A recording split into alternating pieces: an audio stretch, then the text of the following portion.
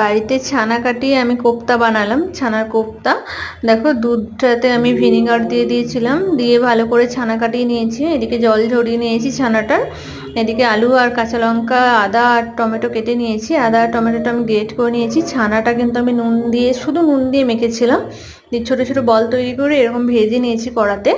দেখো কি সুন্দর, মানে একটু ভাঙেনি ফাটেনি কিচ্ছু না, ভালো করে মাখতে হয়।